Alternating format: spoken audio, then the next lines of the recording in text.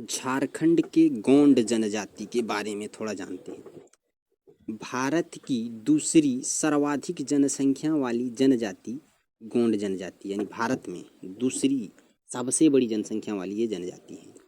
गोंड जनजाति का निवास स्थान अगर माना जाए तो ये मध्य प्रदेश है। निवास स्थान इसका मूल निवास स्थान मध्य प्रदेश है गोंड जनजाति का।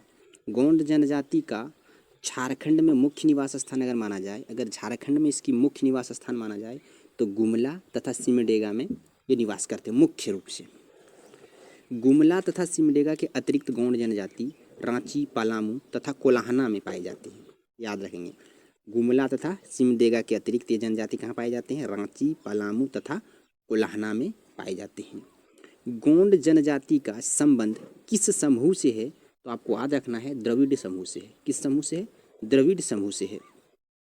गोंड जनजाति का भाषा गोंडी है। क्या है? गोंडी है। याद रखेंगे, गोंडी।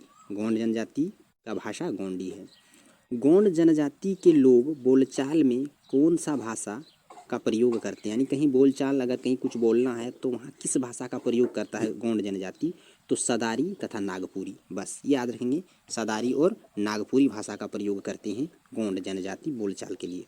गोंड जनजाति के कितने वर्ग हैं?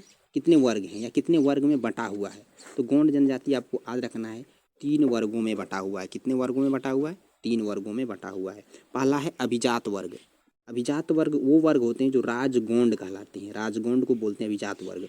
सामान्य वर्ग धूरगोंड होते हैं। धूरगोंड या धूरगोंड को सामान्य वर्ग बोलते हैं। तीसरा होता है खेतीहर मजदूर, जिसे कमियां कहते हैं। कमियां, ये 3 वर्गों में बटा हुआ है। याद रखेंगे, गोंड जो हैं, गोंड लोग संयुक्त परिवार को क्या कहते हैं? यानी गोंड लोग के जो परिवार मिले हुए रहते हैं, एक साथ जो रहते हैं, संयुक्त रूप से जो रहते हैं, उसे भाई बंद बोलते हैं गोंड के लोग।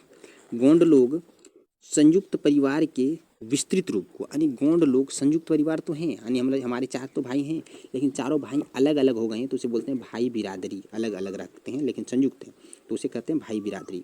गोंड जनजाति का प्रमुख पैसा कृषि कार्य है। याद रखेंगे, कृषि का कार्य है। कृषि कार्य करना गोंड जनजाति का प्रमुख पेशा है।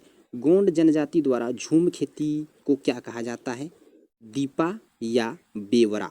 दीपा या बेवार ये कहे जाते हैं गोंड जनजाति द्वारा। गोंड जनजाति के प्रमुख देवता ठाकुर देव हैं। याद रखेंगे, गोंड जनजाति के प्रमुख देवता ठाकुर देव। ठाकुर देव का अन्य नाम बूढ़ा देव है। ठाकुर देव का अन्य नाम बूढ़ा देव है। झारखंड JSSC CGL वाले अधिकतर पढ़ेंगे और वीडियो को देखेंगे। ठाकुर देव किस देवता के प्रतीक हैं? तो सूर्य के प्रतीक हैं। याद रखेंगे, ठाकुर देव बोला जाए तो किसके प्रतीक हैं? तो सूर्य के प्रतीक हैं। ठाकुर दई धरती का प्रतीक है। गोंड जनजाति के सभी गोत्रों द्वारा किस कुल देवता की पूजा की जाती है? यानी गोंड जनजाति में जितने भी गोत्र हैं, अनेक गोत्र होते हैं, उनके द्वारा कौन सा एक देवता है जिसके लिए समान है? तो पराशपन नामक कुल देवता एक सभी पूजा करते हैं। पराशपन नामक कुल देवता का पूजा जो होते हैं गोंड जनजाति के सभी गोत्र वाले करते हैं। गोंड जनजाति द्वारा कुल देवता का पूजा करने वाले व्यक्ति क्या कहलाते हैं? तो फरदंग कहलाते हैं। कुल देवता यानी गोंड जनजाति द्वारा कुल देवता का जो व्यक्ति पूजा करता है वो क्या कहलाते हैं? फरदंग कहलाते हैं। गोंड जनजाति में पुजारी को क्या कहा जाता है? बेगा। गोंड जनजाति के पुजारी को बेगा कहा जाता है। गोंड जनजाति के पुजारी को देखो, गोंड जनजाति के पुजारी को क्या कहा जाता है? बेगा कहा जाता है। और पुजारी के सहायक को क्या कहा जाता है? मती। याद रखेंगे, मती। पुजारी के जो सहायक होते हैं उसको मती कहा जाता है। इस जनजाति में शवों को दफनाने की जगह को क्या कहा जाता है? मसना। ये JSSC CGL के लिए भी आई है, सभी पढ़ेंगे और मस्त रहेंगे।